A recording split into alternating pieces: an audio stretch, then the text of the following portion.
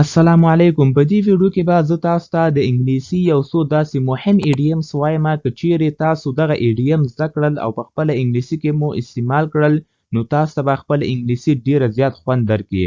نو ملګرو کوشش وکړئ چې دا ویډیو تر اخره پورې وګورئ او هیر مو نشي چې دا ویډیو د سره لایک کړئ، چینل هم د سره سبسکرایب کړئ د داسې نورو مهمو ویډیوګانو لپاره. نو ملګرو ویډیو شروع کوو. ملګرو زمونږ لومړنی ایډیم چې ده هغه دا دی easy on the eyes. ایدي مطلب دا دی ډیر په زړه پورې یا ښایسته. چې کله هم تاسو یو شی ووینئ او تاسو ته ډیر زیات خوند درکړي هغه، نو تاسو ورته ویلی شئ چې that's easy on the eyes. هغه ډیر په زړه پورې یا ښایسته دی. څه دی دلته په ویډیوګانو کې هم درته ښایم ملګرو. And easy on the eyes. And she's pretty easy on the eyes. And he's easy on the eyes, too. He may be easy on the eyes, but he's queasy on the ears. Now this guy's pretty easy on the eyes too, huh? Let me guess. Everybody in town told you you were easy on the eyes. ملګرو بل د موږ سره nature calls. ایدي مطلب دا دی چې زه باید تشناب ته لاړ شم. څه دی چې کله هم تاسو چاته ووایه که نه چې nature calls نو ایدي مطلب دا وي چې زه تشناب ته ځمه. څه دی دا د وړو بولو او غټو بولو دواړو لپاره تاسو استعمالولی سئ. څه دی نو دی مطلب دی. اوس ګورئ دلته ویډیوګانو کې هم Nature calls. Nature calls. Back in a few. Nature calls. Toodles. No. Nature calls. Sorry, Sam.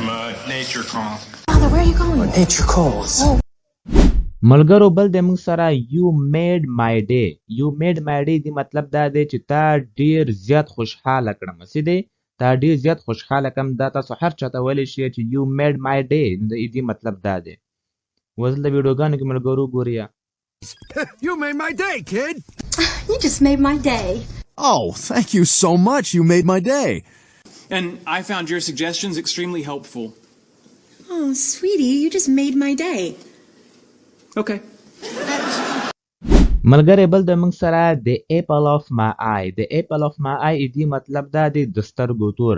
لکه موږ چاته وایو که نه چې ته زما د سترګو تور یې نو هغه ته بیا څنګه وایو چې you are the apple of my eye. you are the apple of my eye. ته زما د سترګو تور یې.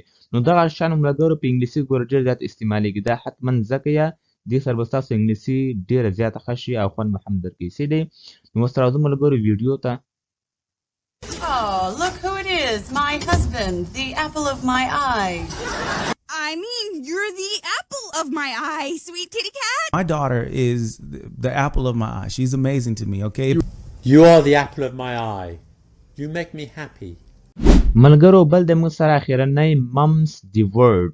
mum's the word دې مطلب دا دی خاموشه شه یا راز یې وساته. څه دی یوه خبرې که نه موږ ورته کړو چې دا خاموشه که یا راز یې وساته. څه دی خاموشه شه چاته ونه وایي نو هغه لپاره بیا موږ استعمالو mum's the word. څه دی نو چې که هره خبرې تاسو ورته ویلی شئ چې ګورئ mum's the word نو دې مطلب به دا وي چې دا خبره خاموشه وساته یا راز یې وساته. څه دی خاموشه شه دې خبره باندې. ویډیو ته وګورئ ملګرو. Mum's the word. But I think all the... My mother. Mum's the word. About it. So again, mum's the word, okay? Don't worry, mum's the word. Boys, mum's the word. Let's keep your lips sealed. Yeah, oh yeah. No, I get it. Yeah, no, say no more. Mum's the word, okay? Thank you.